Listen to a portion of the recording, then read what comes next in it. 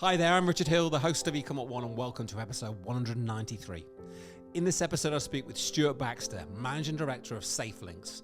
Starting with SafeLinks straight out of uni just over 15 years ago, Stuart quickly took the reins and now leads the business, reaching close to 30 million in turnover. In this episode, myself and Stuart chat running an operation of almost 100 team members from the countryside in rural Lincolnshire here in the UK. We talk staff retention and building his team.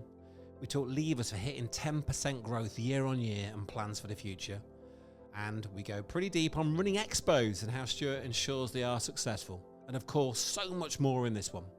If you enjoyed this episode, hit the subscribe or follow button wherever you are listening to this podcast, so you're always the first to know when a new episode is released. Now, let's head over to this fantastic episode. So thanks for coming on the show. Lovely to have you on. Lovely to meet. I think it'd be great for you to kick off and introduce yourself and how you got into the world of e-commerce and all things SafeLinks. Yeah, absolutely. So after leaving university and going travelling, as a lot of students do, turned up back at home in Sutton-on-Sea, which is a small village on the east coast, just north of Skegness, sort of 15 miles north of Skegness. I know it, yeah. Not a lot of work opportunities there, and struggled to get any sort of work or long-term employment there, and had plans of going back to a city. I studied in Nottingham, went to Nottingham Uni, and to try and get what I thought I needed an opportunity in a bigger sort of corporate environment that would match my ambitions. I thought I had to go to a city. There was a job locally for a startup, which I think it essentially was a startup at the time. I think they had 7 staff and turned over just shy of £1 million a year, which was a business called SafeLinks. And joined there as a product manager. Now that was quite a loose term, really. It was a title, but behind that was speaking to suppliers, negotiating prices, writing about the products on the website, doing the image editing for the images on the website. Quickly realised that there was a big opportunity there in the sense that they had ambitions, maybe not ambitions, but it was the entrepreneurial spirit. So they very much were looking to make use of opportunities. They kept themselves super agile. And that really kind of fit into what I wanted. I didn't want to have to go and make coffees for people for 2 years and then work my way up through a system. I was sort of quite hungry to get into kind of the meat of it and make a difference in some way, or feel like I was making a difference. So I took that job on, still with the ambitions, to be honest, of moving away and going to something bigger. But as I say, within sort of 6 months, realised that I had a real passion, and the business, as I say, reflected my ambitions. So that role developed. We started introducing new products. I was given such free rein for someone sort of green and wet behind the ears coming out of uni. And they gave me the opportunity to sort of said, yeah, if you think it's a good idea, put a business case in, not too detailed. We didn't have chains of command. It was straight to the MD. Yeah. Show me what you think, and then we'll have a go, and sort of backed it. And even things that didn't work, it wasn't held against me. It's not like everything I've done at the SafeLinks worked, not for sure. But they were quite keen to sort of take a new approach and listen to ideas and give me the opportunity to sort of, express myself. I don't really like that term, but it really was that. So we started having some good success. I then realised that what we were doing online, where we would come in and see an order for a large volume of products. So I was saying, should we contact these people? And the reaction at the time was very much, no, this is how e-com works. People will place orders. We don't talk to them unless they talk to us. Just ship the goods, make sure they're happy with the goods, send them a request for a review. And I was saying, but, you've got a council, you've got the MOD. And I said, we're a small business. I was saying, just call them and we could maybe make a sort of create a relationship, or they might need something else. And I was then allowed to do that, and they said, well, go on then, give it a try. That then generated more business and kind of account customers, where they would then call up and say, oh, yeah, we always buy our products from you, and we created more of a relationship.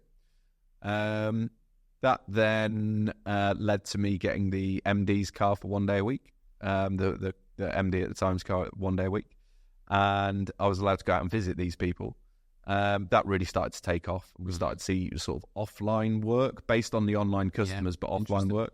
And then we built teams around, so both, I guess, what would have been procurement and the business development side.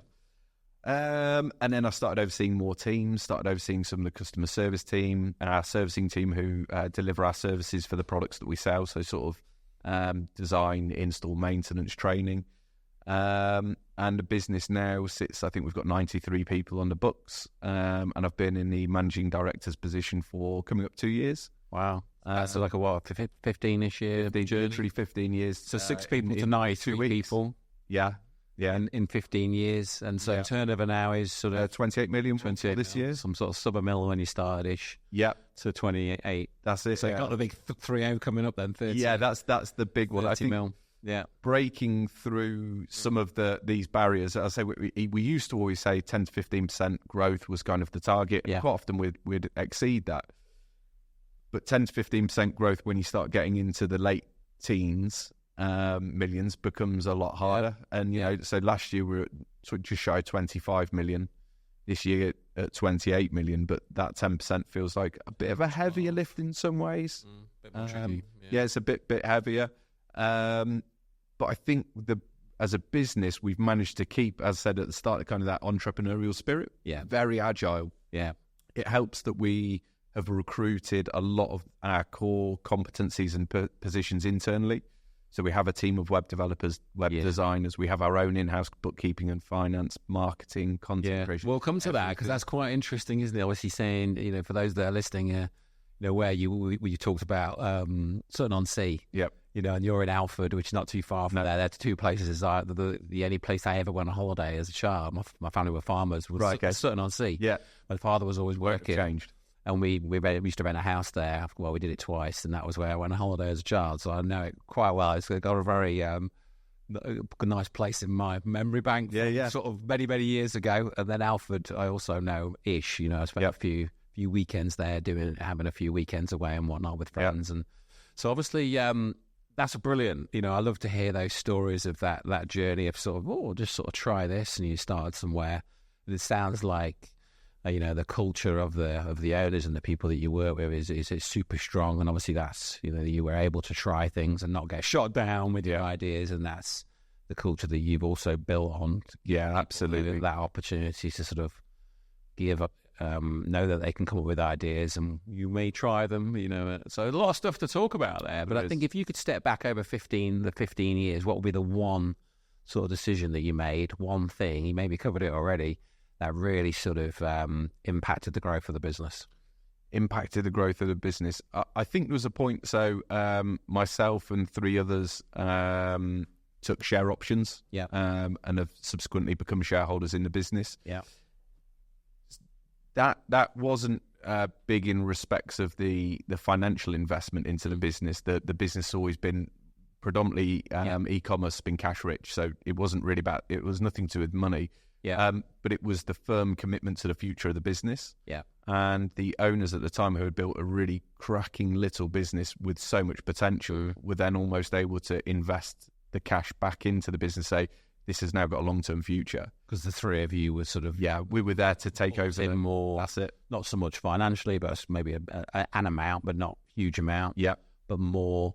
The owners then know that they've got 3 people that are also driving, but then you've also got skin in the game with percentages. Yeah. And it was about having then a longer term vision. So rather than a rented property, we were able to then purchase a property, a big site actually. In the end, as it turned out, there's a bit of a story behind that, but we ended up in quite a large site, an old factory, and it allowed us to invest back into the business because there was going to be a long-term future. Yeah. Rather than it being a husband and wife who had set the business up and then looking to retire and almost run the business down, wind it down. It was, I wouldn't say it was, it wasn't, but definitely wasn't a toy for them. It was so still involved now? In terms of ownership, yes. In terms of operationally, no. So are they in the office and they're... No. They'll be in... it depends what we've got talking about, but once a month on average. Yeah, depending if there's some bigger things going on. Yeah, and when we review like the financials and quarterlies and bits, but not so much. Operationally, no. As I say, they're out of position, so they are just directors of the business. Yeah. But they've definitely earned that right. As I say, the what started as a business to sustain their family and their children, their four daughters, to bring them up and to see them through uni and, you know, all the usual stuff. has then turned into something much bigger. And I think that's because we had the investment of 4 key members of staff, myself one of them, but the 3 other guys as well in key positions, where we said, we've now got a structure that this business can go on into another generation. And now it's got to a size, because we did that, where I say it can go on to many generations after. Are their daughters involved in the business? They're not at all, and have never been interested. I don't think that's. I've been led to believe. I haven't ever asked them specifically, but they all have their own careers in their own rights in various fields. They've all, I think, worked for SafeLink's summer jobs. It's an interesting conversation. I think a lot of people, a lot of business owners that are listening, that are maybe doing it a while, it's not a new business, and they're thinking what they're going to do around that, sort of maybe transitioning maybe out of the business and doing different things, and they're maybe a little bit older and they want to go and enjoy life, but they maybe don't want to sell the business, but maybe their children do or don't want to get involved. I've got 2 older teenagers that are at uni and doing a couple of things, and you think, well, are they interested, not interested? I don't think they're sure yet what's what. I think Dad's business wasn't that cool a few years ago, but I think they're realising now it's actually pretty damn cool, because all their mates at uni want to work at our agency. Yeah, of course, So he's like, oh, maybe it's actually all right. But then, in terms of transitioning in, out of a business, or want to have a bit more free time as a business owner, it sounds like it's worked really well in your business's case. It absolutely has. Yeah, I think we've managed the transition well. I say from what was ultimately really a family owned, set up, run business. So you've been in it 15 years. How many years has it been going? Since 2001. Yeah, so about 23 years. Yeah, so they had about 5, 7, 8 years before you joined, sort of thing. Yeah, absolutely. And I said, I think it was the platform that it was built on, and I don't mean literally, as in the back end of the website, but certainly the platform in terms of the culture that was there. Yeah.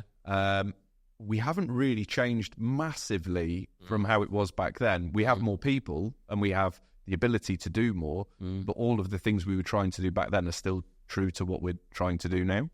So in Alford, you're in a I'd say it's a small town, isn't it? Very small town. It's a small town.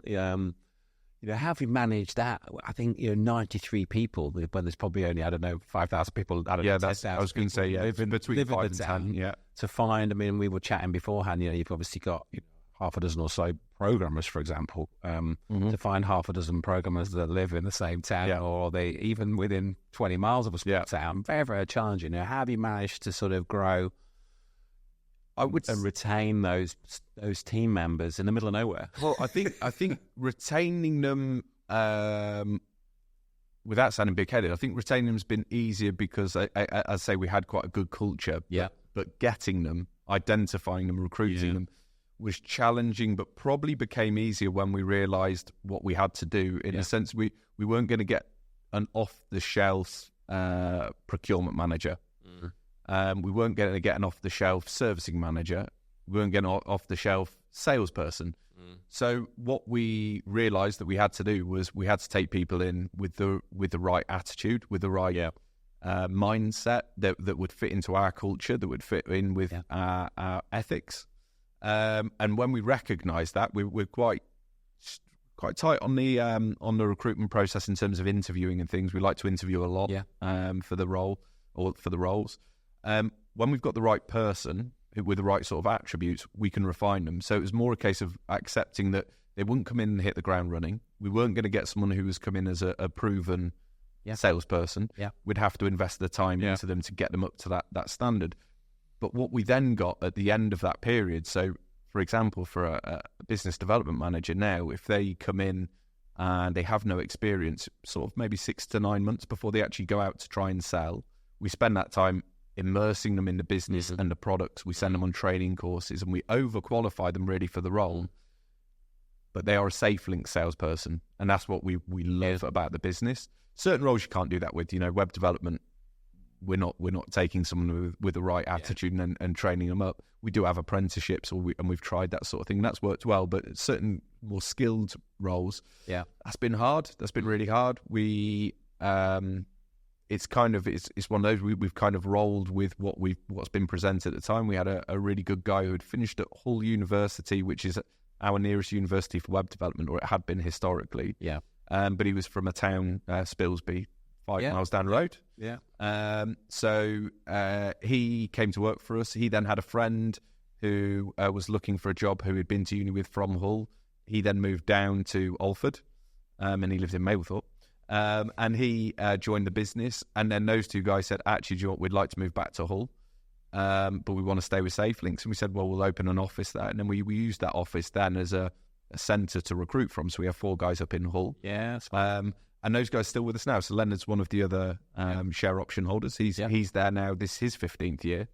He joined not long after I did.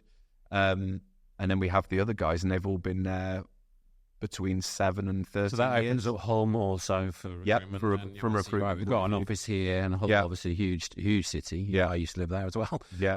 I went to uni in Hull, and obviously that opens up. Obviously, you've got the universities there, haven't you? University used to be 2 back in the day, but this one is obviously University of Hull. Opens up a whole graduate track potentially. That's it. And so we used that as a bit of a pool then to re-recruit, and we did that again. So we got another developer in Hull. That's kind of our development office. Yeah. And I say fully employed SafeLink staff, but they've all been with us a long time. So I say, and retention wasn't our concern, because I think we are honest about our business. Yeah. We know where we're good, we know where we're not so good, but we try and offer really rewarding jobs. Yeah. And try and engage with the staff. Not just it's not just a job. We don't want them to turn up to the office 9 to 5. Yeah. We want to get them involved, their families involved where they want to get involved, and offer them something a bit more. So lots of things like sports clubs. We do a lot of social events. Yeah. So we'll do sort of 4 big social events in a year, just for staff. Sometimes with their families as well. Yeah, I was looking at your socials earlier, looking at your company's socials. Yeah. I see you had you were doing something at a sports day or some like village.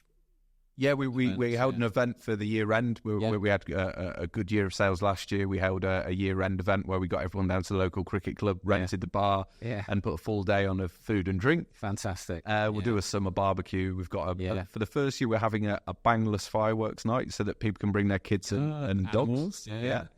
That's something we know an awful lot about that. We have a lot of pet clients, and every year we're talking about there's different things, obviously, for animals that you need to do and not do around fireworks. That's a big thing. It's a massive thing in our agency because we have a lot of pet clients.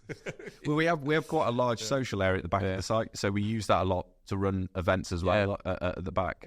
So we're going to do that, and we do Christmas things. But I think, as I say, actually engaging with staff and listening to what they want and supporting them. We invested heavily early doors in terms of things like mental health support, and helping staff where we can, on an individual basis, not as a collective. Sometimes a certain person needed something at a time, and we've tried to help them without sort of favouring anyone. We've just tried to treat people as individuals. I think you owners that are listening now, I think I would rewind, step back 5 minutes, because I think you've covered a lot of things there, Stuart. And I think obviously ultimately to grow a successful business and to scale past sort of 30, 40, 50, 60 people, and you're going to be touching 100 people soon. Some of those things are absolutely key. At the end of the day, you've got 93 individuals, and and different people have got different requirements, whether they're super ambitious and want to grow, and sitting down with them, understanding their sort of aspirations and where we might be able to, and you might be able to help them grow, put them on training, put them into a different department, shift them slightly if need be, and concerns that are happening at home that maybe we can support them with, like you said, about mental health and supporting them there, but also having lots of socials, and obviously a lot of people love that. Some maybe not so much, doing other things for other people that maybe aren't quite as engaged in that sort of thing. But I think obviously investing in that, like you have done over the years, I think that's probably a big part of why you're at 93 people and doing as well as you are. I think so. Yeah, I'd say retention's been a real strength of ours. When we get people on, they tend to stay. There's a stat somewhere at work about the amount of people that have been there now for over 5 years, and it's a serious proportion of the staff. Something we're doing tomorrow.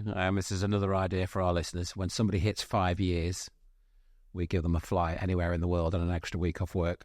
Okay, well, we give an extra day. We give an extra day's leave and a bonus.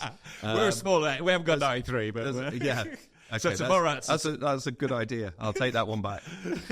Maybe just for the management. I don't know. Yeah, but somebody's 5-year anniversary tomorrow, and I know where they want to take their flight, where they're taking their flight. So we bought them a guide on that particular country, and then tomorrow they're gonna. That's a great idea.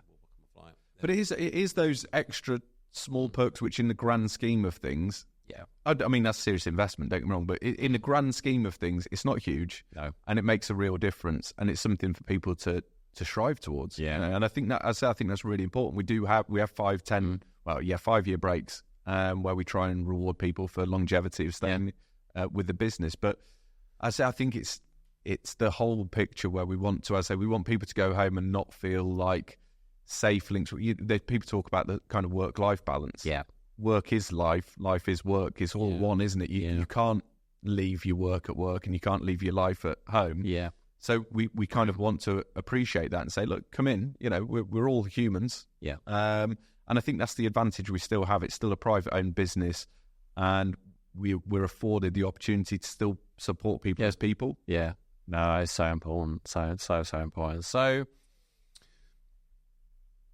where should we go now? I think we're going to talk about sort of conferences, expos. Obviously, as a business in the middle of nowhere, not quite, but I think that'll resonate a lot, with a lot of people. Where they're based, and it doesn't necessarily dictate how well you do at all. Obviously, it doesn't. Mm-hmm. We talked a lot around sort of hiring and retaining, and but obviously generating new business. We talked about at the beginning there, starting on this sort of typical D2C where, we're doing smaller orders potentially, but obviously some big orders as well. And then you sort of grew the business and doing a lot more B2B, and obviously a lot more that we've not talked about yet.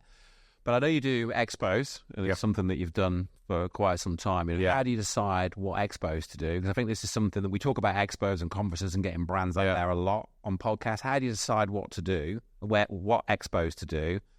And any sort of, 15 years at the coalface, deciding on where to spend that marketing budget. What advice would you give to our listeners about getting the most from expos, and obviously ultimately generating business from expos, maybe the prep, pre and the post-expo follow-ups? Now, you might be looking for an SEO boost, a down-to-earth digital PR campaign to share your story, or maybe just some straightforward technical help to amp up your performance. Now, that's where Ecom Now comes in. A partner that's all about making things easier for your online store. Our services cover everything from creating professional content for your e-commerce categories to refining your product descriptions. Now, whether you're just starting out or have been in it for a while, we're here to deliver real impactful results that add to your bottom line without unnecessary commitments. You can order one-off or multiple projects with a quick turnaround. Simply choose what you need. So for us, it's been quite interesting, and I think we were relatively lucky. With the first expo we really did was based on a single product that we felt would be attractive to a market. I think what we learned early, again, it was early on in kind of the process of when we were looking at expos, but we got right, and we still abide by now, is we go to the expos where our potential customers will be. We don't go to expos that is for the industry, if you get what I mean. Certain events that we know are held and can be held in quite high regard within our industry are more about meeting other people from the industry, but that's not our customer base. So if we're talking about a return on that investment, and they are expensive, the space is expensive, the build is expensive, the people that you have to man the stand cost time cost money for their time. Then you've got hotels, food, and all the add-ons. Shows become expensive quickly. We realised, I say, that we go to shows because we want to speak to customers. And when we're at a show, we're there to speak to customers. So we're not there to sit down on our phones at the back of a stand. We're there to speak to customers, get out there, make the most of it, utilise that time that you've got where there's customers milling around and walking up and down the aisles, and actually proactively talk to them. They're there for a reason. They want to see new things in the market, so make sure you speak to them, approach them as they walk past. Don't let them pass by. Don't sit at the back of your stand, and don't allow people to sit down on your stand. So for a long time, infuriates me. I walk around and they're like, and you've just paid 20k, 5k, 20k. And morning, having a laugh. And I think when again it focuses the mind more when you're a smaller business, and then we're a small business, and you know where that money's. If you're spending that money, you need to see a return. We know that the return on our shows tends to be over quite a long period because they're larger investments. A lot of customers aren't wanting to take that product on there and then, so it takes a long time. So the return takes longer. But if you're not proactive and you actually don't utilize the opportunity of that 1 day, 3 days that you've got, don't bother doing it. Yeah. If you're not going to go into it wholeheartedly, I wouldn't bother. And the second piece, where we're revising kind of our strategy all the time, bigger doesn't always mean better. A lot of people, I think, look at a show and think, oh, they've got this stand and it's 20 by 20 meters and that must be excellent. Not necessarily. Yeah. Sometimes big empty spaces aren't great, and sometimes big spaces filled with things that people don't want to see or talk about, again, don't attract people in. I would say don't always look at the size and be fooled necessarily by what's deemed as bigger is better. Yeah. It's not the case. I think a lot of it's to do with who you've got on the stand and what it is you're promoting and making the most out of that space. A 3x3 can be just as good if you've got the right presentation and the right people on it. You make it sound so easy. Yes, I'd say no. We learned the hard way. This sounds great because it's in hindsight. Because we've spent 300 grand figuring it out. Yeah, it's because our 20 by 20 meter stand is rubbish. With 3 people on it on their phones. Yeah, no. I say sometimes I think it's easy to get carried away, and you see bigger brands who have got the money in the marketing. Who can throw that sort of money in. They can go 2 stories and all the rest. And it looks great. And it looks great because you're comparing it to what you know as building a stand. But from the customer's point of view, not necessarily. Like, it can be intimidating, or you can look at it and think, that's too much. I'm overfaced by it. I don't want to go on somewhere. It can be quite, it's less personal, personable. And I say it's about what you're presenting, so focus on what goes on the space. Do you have like an expo team? Obviously, probably not purely do that. Yeah, like 3 or 4 or 5 people. Oh, they're great for the expos because obviously they're probably in sales anyway. Absolutely. Yeah, and it's funnily enough, not all of them. So we have quite a small offline sales team, and we bolster that with people who aren't in sales. A guy that we have that we took on as procurement manager was actually in sales before, but he joined us in procurement because he's got a really good attitude. He's quite strong in negotiation. We got him into procurement, which he's really enjoying, or at least he says he is. A guy called Albert, really proficient, and he's an absolute monster on an exhibition. He will compete with the best salespeople in terms of lead gen. I know, that resonates a lot. The sales team will fight over getting him on there. They want him on there because they'll then divide his leads up. He doesn't do his follow-up. He's a monster on a stand. And I've always enjoyed being on a stand. I'd like to be on more. I tend to walk more of them. I love them. I love expos. It's something we've done for, all my life, 25 years. NEC back in the day, my previous, I've had 2 businesses. My first business, we did the whole, I think 30K was our biggest space we ever rented, 30 square meters, was it? I'm trying to remember now, no, a bit more. No, it's about 10, but about 100 square meters back in the day, sort of thing. And then we still do them, and I love it. I mean, the energy they require, you have a bit of a come down afterwards. It's funny. It's like full on. I don't know, it might be controversial to say. I always think if people can go and have a full night out and a fair few beers, I'm not sure how effective they are on the stand. On the second day. Absolutely. We try and utilise the evenings as well. If you are staying there to meet up with new existing clients or potential clients, and try and have a bit of a get-together, go out for a meal, maybe a few beers. Partners. And people. That's it. And try and keep it kind of business, but you do need a break. Standing there for 8 hours. It's a tricky one, isn't it, that night time? Because we go to our industry and we'd say, most people there, they're exhibiting, we're off to this.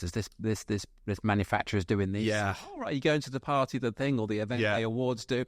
Yeah, we are, but you think, God, I've got to be on the stand at 8:30 and I need to be on it. So it's trying to balance it. And that's what I mean. And it comes back to that. If you're going to invest that time and effort, don't turn up unless you're your best. And expect that from every member of staff as well. Like, everyone needs to be on their game because it costs a lot of money. That is the big one, isn't it? I mean, they are ultimately very expensive in the outlay initially. If you're just going to sit there on your phone and not put an effort into the way it looks, the right people, maybe some pre-training and debrief before you get there about the approach and the different angles. We walk a lot of shows as well, potential shows. So we send people to go, from our marketing team to go and sort of see what it's like, speak to some of the other exhibitors. We talk to some of our friendly competitors and manufacturers and suppliers and ask them about shows that we know of. And then when we get a good feel for a market, then we will look at market-specific shows, smaller, maybe tabletop events. Sometimes they have them at universities, football clubs and things like that. and then we'll go. Do you have to your those. own sort of stands that you take? Yeah. Do you pay So each time, or So then with the tabletop ones, it tends to be pop-up. that's a bit easier, And it is easier. Someone literally with I would have said a car, but now we take a big touch screen thing. So now it's a van. van. Yeah. But ultimately, set up in the morning, breakdown at night, and it tends to be in between seminars. But sometimes those really focused, where you might only get 12 to 20 people turn up as attendees, but it's really good quality content. Yeah. Really good quality touch time. And quite often, most of the business is done in the evening at the bar. You get to talk to them in the day. Yeah. But then you talk to them in the evening when they've got a bit more time, when they're not thinking about the seminar they've just come out of. Yeah. But they tend to be good value for money because the actual event might only be a few £100s. Yeah. So do you try and sort of speak at these events sometimes, or one of your team members, one of your sort of... Yeah, heads absolutely. departments? Yeah, and we've got, depending on the topic, we've kind of got subject specialists internally. Yeah. We're doing more of that. We didn't do as much in previous years because, to be quite honest, we didn't have necessarily the staff to go and do the seminars and man the stands. Yeah. As we've grown, we try and take advantage of that more. Yeah. Our place in the market online is very much one of thought leadership. Yeah. We are delivering good quality information and guidance in terms of fire safety. Yeah. We're now delivering a lot more offline. So doing that in seminars, doing it in webinars more as well now. We're taking advantage more of webinars and more podcasts. Here we are. Yeah, absolutely. Great. I mean, a lot of stuff there. I think it will have a lot of people thinking, because I think typically, a lot of our listeners will be, D2C with some B2B, and obviously conferences maybe don't suit all e-com stores. No. But I think, it's a lot to think about there, and you should be thinking, I think, like you say, just going and walking these expos maybe and these conferences, just to get a feel for what's happening in the industry as a start point, and then maybe it's a fit. But even if it's a fit, if it isn't a fit for your business right now to go and invest in that, you're sort of getting a feel for the market, who's doing what. You can go to some of the sort of social events surrounding the event, meet different people. You then would get potentially, hopefully, meet the people that are running the expo. You get a feel for costs, maybe start a negotiation, maybe, and get a feel for lodge an interest, maybe in exhibiting, and then you maybe got a year or two to negotiate. That's it. Because a lot of these things are yearly, aren't they? Or bi-yearly sort of thing. Obviously, there's stuff going on all the time, but specific shows are usually yearly. But getting a feel for it, we talk about SLR. I think it's so important, because most e-com owners, they sit in their warehouse in the middle of wherever it may be, and they're on the phones, and it's all obviously emails and whatnot. But getting out there, meeting people in the industry as well. Yeah, I think it's absolutely vital, because ultimately, as we know, the market's changed so quickly, consumer behaviour changes so quickly. Keeping a finger on the pulse, online and offline, we need to build that picture and be forecasting where we think that's going to go, but equally trying to react to anything that happens in the market. Do you go to international? We have done historically. So we've been. We went to Dubai a few times. That was quite a while ago. We were looking at having a setup over there. We hadn't used to have franchises. Brexit kind of blew all of that out of the water. Yeah. But we used to. But again, less so for us. We looked at it. The UK market is a huge marketplace for us. The potential is massive. Yeah. So we've got a lot to focus on just there. So we decided to put all of our eggs into the UK basket. Yeah. Good. So I want to go back to the beginning. You talked about that, obviously 1 million to 28, 29, this sort of 10%-ish number, so people that are listening, and me, I'm intrigued into, to add 2-3 million quid a year now and 3-4 million quid, those are biggish numbers. Yeah. What sort of advice would you give to people listening about some of the things that you've done in the last 2 or 3 years that have enabled and have worked, and that they should think about these bigger levers that you've been moving to try and get, to add a few £1 million a year as opposed to a few £100,000 a year? Obviously, that's some, it's going to get very interesting, isn't it? Next, 5 years from now, when you're trying to add, 6 million, or and we're £100 million. Yeah, it's going to be big. I don't think we'll be that big. I think a big thing for us was investing more into the infrastructure in terms of the teams and the systems. Yeah. And I would say having a firm belief that we again, there was like some almost light bulb moments. Years ago, we used to see a lot of e-com competitors pop up that were doing things which used to be called black hat. And, they would have loads of link generation, link farms and all the rest, all that rubbish. And, at the time, especially when we were smaller, that caused panic. You think, where have these guys come from? How do we get rid of them? And the temptation, not really temptation, but if you know how they're doing it, you think, well, if they're doing it, it's cheating, but it's working for them. But I think staying true to the fact that we were saying, no, we're thought leaders. We'll create good quality content and we're going to stick to that. We'll try and create more of it.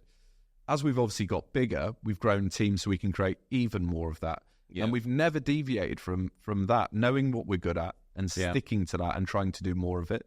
And I say, I can't stress it enough, it's the agility. So whereas we saw eBay for us was big 5-10 years ago, then Amazon came on and, you thought, oh, okay, what's this about? And then we'll give it a go. We need to because we're hearing it. We've got on there. Amazon's now a big platform. Yeah.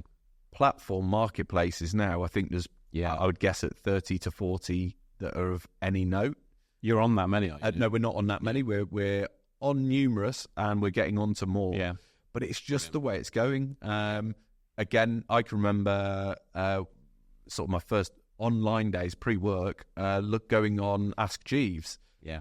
Then entering work and going to uni all the rest is all about Google. It's just Google.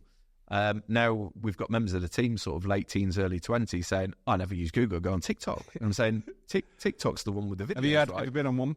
On TikTok? Have you done TikTok? Yeah, we have, But they're saying, no, if I want a recipe, why would I? Because I can scroll through and I can see it, and in 30 seconds I get the menu, the recipe, how to do it, and I can see what it looks like, and you can interact almost with it. And we're saying, so how big will that be in 5 or 10 years' time? Where does that put Google? And then Bing, all of a sudden, Bing's come through at a rate of knots in quite a short space of time. Yeah. So for us, making sure that we're kind of always keeping an eye on what's happening and then working with it. As I say, we're not going to control it. We're not going to force people to use Google. Embracing change, and keeping, as I said, that entrepreneurial spirit. So getting the right people in, investing in them as well. And investment, I think, is massive in people. So it's not a waste of time them going to a Google conference. It sounds a bit la-di-da. Amazon everyone's doing conferences and things, but they're really valuable because they pick up that one nugget of information. It could have been 5 minutes in a seminar, but they've spent a week there. Yeah. But it comes back and it changes the strategy behind what we're doing and giving people that time. So I say proper investment into people, their training, and allowing them to take the reins and understand their positions within the business and understand the market from their point of view, their angle is absolutely massive. I love it. So in theory then, we're 5 years away from 50 mil? That would be the hope, but I don't know. I don't know who's going to listen to this podcast. So we'll go more conservative. Yeah. But that would be the dream, really. Yeah. So marketplaces, agility, thought leadership, I think is the big one. Yeah. When you get to a certain size, obviously amplifying the brand message. You're doing podcasts, you're doing webinars, you're at a lot of events. Yep. I think that's something that is a big lever that a lot of agencies that are maybe stuck at that 10 mil mark, and that's just like, we need to get the brand out there more. Okay, we can spend more on acquisition. We all know, we talk about ads on every third podcast, but getting, one of the leaders or some of the team out at events, speaking on podcasts. There's hundreds of these things now. There are. I don't think I have to do hundreds. Not with 200 episodes though. No. This is a unique one. If I go on a podcast, it's got to be a good one. I think the thing for us is, I say, it is that as there's so many ways to interact with ultimately our end target user, we have to be in so many spaces, so we have to stay plugged into all these areas. No one person's going to be able to do it. We're not a big enough team for one person to be able to do that. So you have to have trust, but you have to qualify those people and give them the skills to be able to do it. And I say, so making sure that you give people that reign to be able to have the control and the ability to. Did you put people on sort of like speaker training and that type of We've thing? done speaker training. There is a national. We had the guy who was the chairman for the National Speakers Association. He came in to do some work with us a while ago. We've got one chap who's particularly good at it, real natural on stage. Just seems to love that situation. So when you're recruiting, you thought, oh, yeah, well, he'd be good at this. Yeah, well, She'd no, be good yeah, at this. absolutely. Oh, Yeah, we have You're hired those- because I'm going to put you over on this podcast stage. Yeah, events. for sure. Yeah. So Well, we do. Yeah. I was going to say, where people have that ability and natural skill, it's like, well, use it. Yeah. You know, we're not going to shut him in a cupboard and pick someone else. Yeah, because I think a lot of business owners sort of think it has to be them, where it doesn't have to be them. Yeah. And even if it maybe does have to be them, or they should try it, they may be quite apprehensive about. What advice would you give to a business owner that's maybe quite apprehensive of being sort of front and centre and out there doing what you're doing now? Be honest about it. Yeah. And I think that also comes across quite well when you are more honest about it. Say, I'm not comfortable with this, but I'm going to do it. And then people can relate, because I bet more people can relate to that than someone who looks polished and finished. But then equally, if you've got someone who is good at it, support them and make sure they feel comfortable and they're competent to deliver information, but get them out there. Because as they know, it's not the be-all and end-all. It's like... I say to everyone that within our team, we have different levels of management and all the rest, but we are one team ultimately, and we all have different roles. So mine might be pulling the strings behind different departments and strategies, but ultimately they're important, just as important, more important, because they're delivering it. They need to do the do. Yeah, it's all right me saying we're going to sell this amount of fire extinguishers. Those guys have actually got to do it. So we've all got different roles, and as I say, that then relates to when it's who's representing the business. Yeah, you got the right person.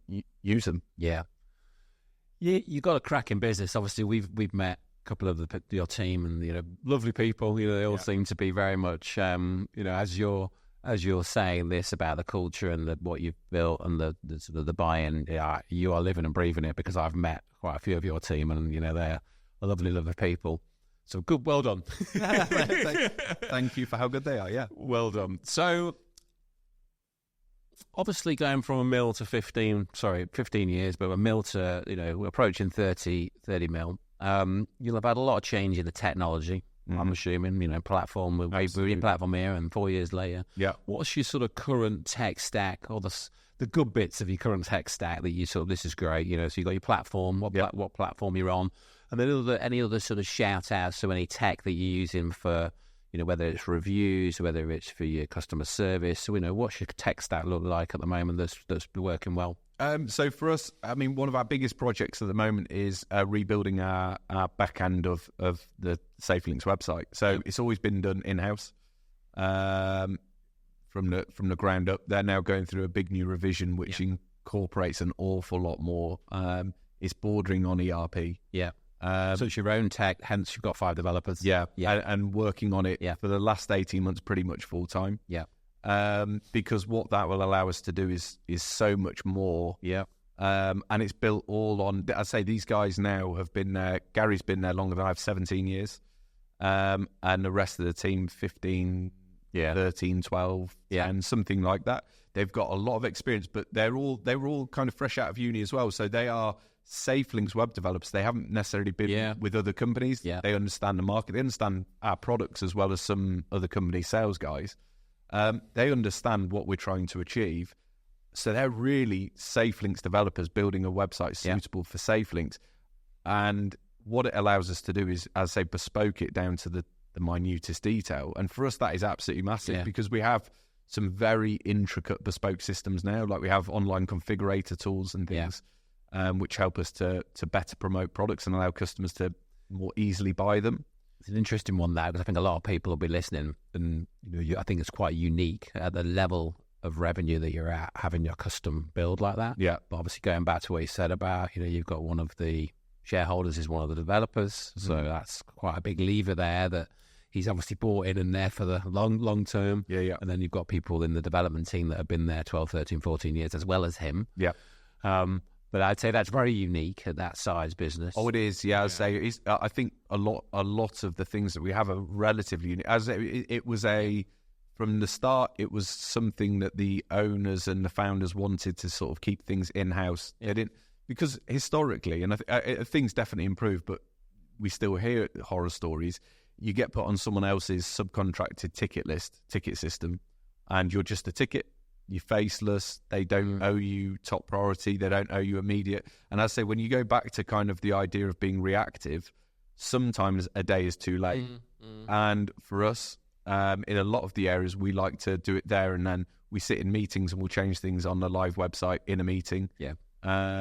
We'll see an opportunity or a spike in demand for something, we will list the product, and within an hour we have agile piece. That's it. Yeah, we'll have the products that we see people looking for within an hour live on the website. To have that ability. That's good to hear, because I know our SEO team have fun with a lot of companies, shall we say, have fun. We're right. We need to, the category pages are standard Shopify. We need to add this, the FAQ, right. In a day, 2 days, we can. Well, yeah, I think that's it. And obviously for us, we know equally though our limitations. So we can't be masters of every single aspect of the business, and we need support from people who do specialise in areas. So we do subcontract areas in terms of consultation.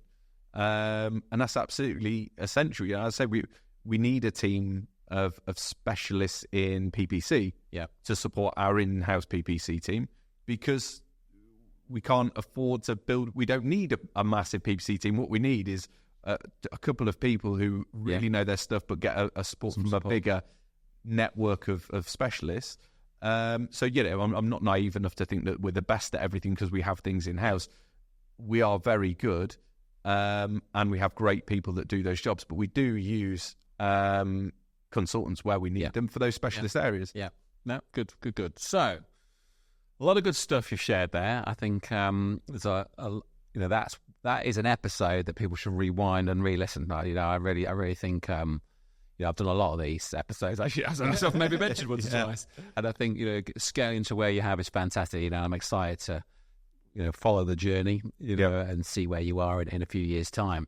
But I think, a lot of good stuff. But along that journey, there must have been some interesting, tough times. What would you say would probably the biggest mistake, biggest problem or mistake, really, that has been made in the business or you've made, and how you came back from that? Sure. Because like you said right at the beginning, a lot of quick agility, a lot of decisions are made, but not obviously everyone, but you have to back it and go with it. No. Luckily we've never been hit too hard. But we've made probably as many mistakes as we have where we've won. When I would say where we've had in terms of where we've made bad decisions from a personal point of view, maybe sometimes not leaving things when we should have and persisting a bit longer than we should have, saying, no, I really think this will work. Let's continue. So taking too long to stop something. Yeah, I would say that's, but from a personal side, yeah. Well, is that firing somebody? No. Definitely not. Definitely not that. No, more maybe with activities or persistence with a product range where you say, no, we're going to commit to this, and we're going to continue, and you get signs that it's not working. You get more signs it's not working. You think, no, I this will work. I'm sure this will. And probably, as I say, in hindsight, you think, no, you should have given up on that earlier. It's easier to say that after the event. We all know that. Until you try these things, and if you didn't try, then you wouldn't be. You were doing what you're doing. We've never been battered too hard by anything too big. I think COVID was probably the most difficult situation, as it would have been for a lot of people. At that time, 4 years ago, we still probably had the best part of 60, 70 people. Yeah. And obviously, no one knew what was happening. We were in a very strong position. We had very good contacts, and we were doing work, strangely, in the November before COVID hit, on sanitizers, masks and gloves. Yeah. And that's no word of a lie, as it just seemed to happen that we were working with some suppliers, and they were the products that they wanted us to work with them on as well. Had nothing to do with COVID. Believe me, it had nothing to do with COVID. I knew nothing before anyone else. And that really did help us out, obviously, during that time. We did like everyone else. We sent people home. We looked at furlough. As it turns out, we didn't really utilise the furlough because we stayed busy through that time. Yeah. We actually grew through the pandemic, which was relatively unique, especially at a time when the overheads, we weren't obviously doing social events. We weren't having to turn all of the lights on in the business because people are at home. So we actually had a really good time during COVID. And obviously e-commerce, was the place it was at because everyone was having to buy online. We weren't going into shops. Yeah, it's interesting, the sort of, like the masks and the sanitizers and the different products. We've had a couple of people on that flew. We had one guy on that flew in 5 planes full. Over a weekend from China. Like invested millions and tens of millions. And did very well, shall we say. Yeah, absolutely. So been an absolute pleasure having you on. I feel that we could have this could be an extended edition. Yeah. But I think, it'd be good if you could share maybe a couple of things that are on the roadmap for SafeLinks. What are a couple of things that are sort of in the vision that you're working on in the background, that are going to, jump you up that next sort of set of 10% this next few years? What are a couple of levers that you're working on in the business at the moment? Sure. So I'd say last year we employed a couple of new members of staff that are going to give us the ability to, like I said, with the platforms, so where we can really invest on some of the platforms that we've already started on, but where we need to kind of kick on and develop the ranges further and some of the marketing bits that we're doing. Platforms, I think, are important. Yeah. And I think it's difficult to say how quite we're utilising it because we don't truly know. But we are doing a lot more with the AI and in the AI space. Yeah. There's a lot of work to be done there. A lot of people we've seen within our industry have tried to use it where they've looked to create content. Yeah. And it's good for content. The thing that we found with it is it does sometimes pull out misinformation, and to be quite honest, in safety you can't really afford misinformation, so it's not necessarily going to be directly on content for us, but there are spaces where we're going to utilize AI. We've got a team working on customer service, our projects, customer service in the way that people interact and want to interact or not interact with an actual person. They would actually rather almost faceless customer service experience. I think they're probably the two areas that we're looking to develop further. Well, we'll get you back on in a couple of years and see how that all goes and see where we are. Well, thanks for coming on the show, Stuart. I like to finish every episode with a book recommendation. Do you have a book that you'd recommend to our listeners? I was given a heads up that this might be asked. Do you know, it's funny. So I had two in mind. That's fine. One was more business related. The other absolutely was. I guess it could be, but it might not reflect well on me. The first was Howard Marks, Mr. Nice. Okay. I don't know if you've read. Yeah, that's the drug dealing. It's the drug dealing guy. Yeah. That's all good. Top guy. I think he's from Wales. I've read it. But I've read that book numerous times, probably over the last 20 years, because in a lot of ways, as it nothing to do with the drugs. Yeah. Just like the way he rolled with the blows and kind of was very adaptable, a bit of a chameleon character. Yeah. And I do relate that to a lot of my kind of life, certainly working life, where you just have to kind of go with it. Sometimes you can't predict the situations. And sometimes the best plans don't work. Get into a few ragdols that you was have the to one figure that out. Immediately sprang to mind. On a business note, there was a book, I think it's Simon Sinek, Leaders Eat Last. Okay, yeah. Really good book, and again, something which I firmly believe in. Yeah. You're only as good as your team. Look after your team, or you're done. That would be the two. That's a brilliant soundbite right there. Well, thanks for coming on the show. For those that want to find out more about SafeLinks, more about you, what's the best way to do that? www.safelinks.co.uk. SafeLinks, SAFELINCS, because we're in Lincolnshire. Yeah. Often people get it wrong, but I think if you mistyped it, you'd probably still end up in the same place. Yeah, you'd find some good SEO and some fun ads. You'll find us on TikTok and all the other channels as well. But just go to the website. Thanks for coming on the show, Stuart. It's been a blast. Thank you. Thank you.